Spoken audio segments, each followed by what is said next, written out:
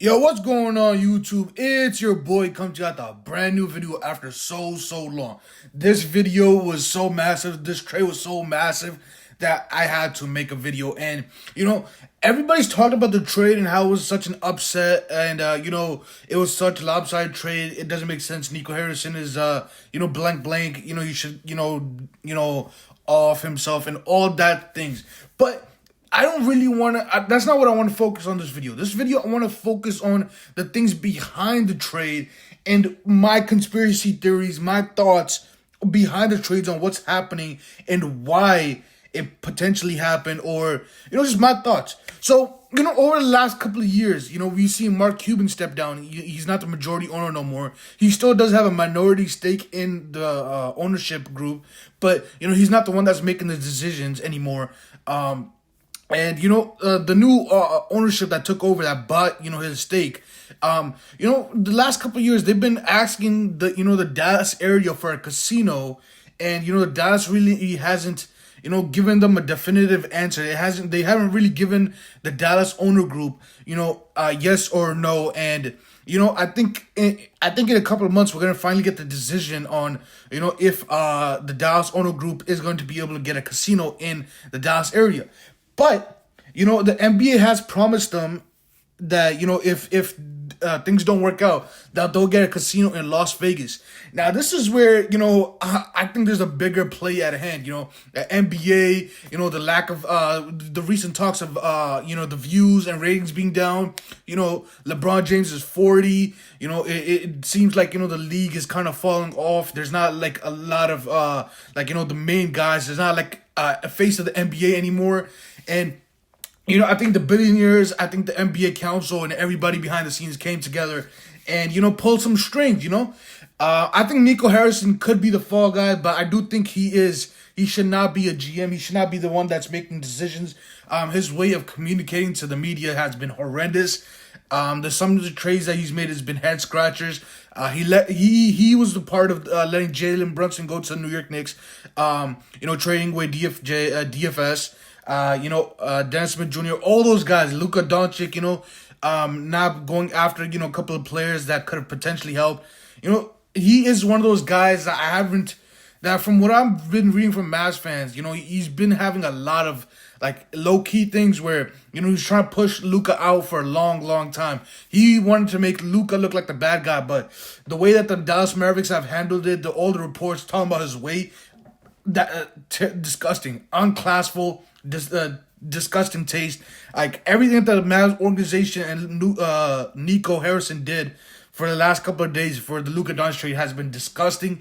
And I think the NBA does have to step in at some point and put a stop to it. It's been tarnishing the name of a future Hall of Famer.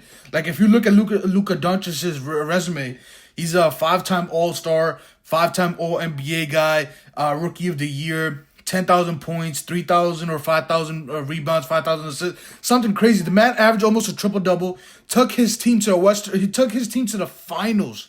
He was a couple of games away from winning a championship, and that the way that the Mavericks treated Luka Doncic has been terrible. There was reports that Luka wanted his own medical staff to join the Dallas Mavericks. They said no. That was a big topic that came up in Luka's press conference with the Lakers. Rob Pelinka said, Luka Doncic has his medical staff, and we're gonna, fully incorporate them into the medical staff for the Los Angeles Lakers, and give him the best ability to succeed. And Luka looked at him, and he was super happy. So you can see, if you watch the press conference, you see Luka Doncic is so upset. Like, the man, if you look at his face, it seemed like the man was crying for hours and hours and hours before he landed. If you see, the first video that the Los Angeles Lakers social media posted, when he gets out of the plane, he comes down and he looks in the camera. Like, you can see the man's face; it looks so swollen.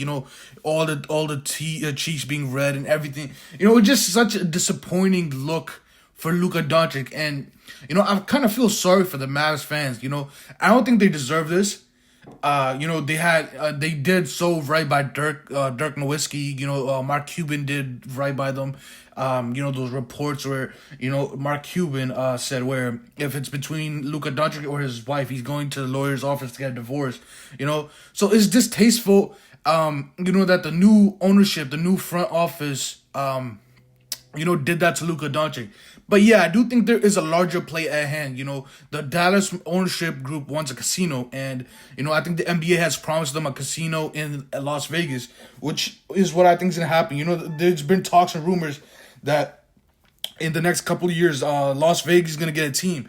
So what I think is gonna happen is that the Dallas owner group that currently owns the Dallas Mavericks are going to, go to the NBA. They're gonna get the casino that they want in Las Vegas. Once that's done, and I think they're gonna transfer ownership from the Dallas Mavericks to the Las Vegas, whatever team that comes up, and be the ownership of that group. Or, they might somehow find a way to get a prestigious organization like the Dallas Mavericks and just take it all like take the whole organization out of Dallas and go to Las Vegas and become Las Vegas Mavericks. Who knows?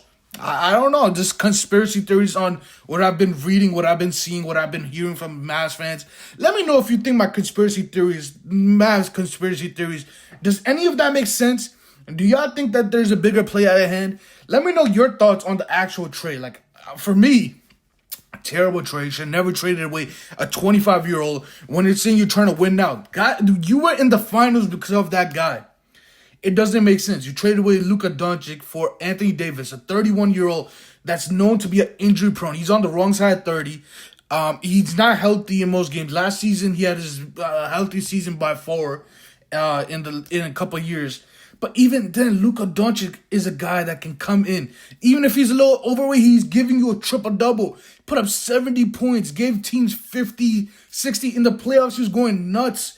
And just because he's a little overweight and doesn't play deep, he gives you so much offensively, and you just threw that out the window for a 31-year-old Anthony Davis to pair alongside a 32, 33-year-old Kyrie Irving. They're not number one options. Neither one of them are number one options. Kyrie Irving, as good as he is, has always been a number two. As good as Anthony Davis is and was for that Los Angeles Lakers team, he was a number two to LeBron. Now you got a number two in Kyrie Irving, a number two in Anthony Davis. What are you expecting to come out of this team? Like, the talent is great, but come on. They're both number two options on a very good championship team. And I just don't see a way where the Mavericks go as far. I've been seeing in the news that teams, like the media and people have them as championship contenders. Now, they are contenders, but I just don't have them as the favorites. I still don't think they're better than OKC. I still don't think they're better than the Denver Nuggets. I still don't think so. So what's going to happen? The Lakers are still got Anthony Davis and LeBron. I mean, they got Luka Doncic and LeBron. Even though I don't think the Lakers are going to do anything this year either.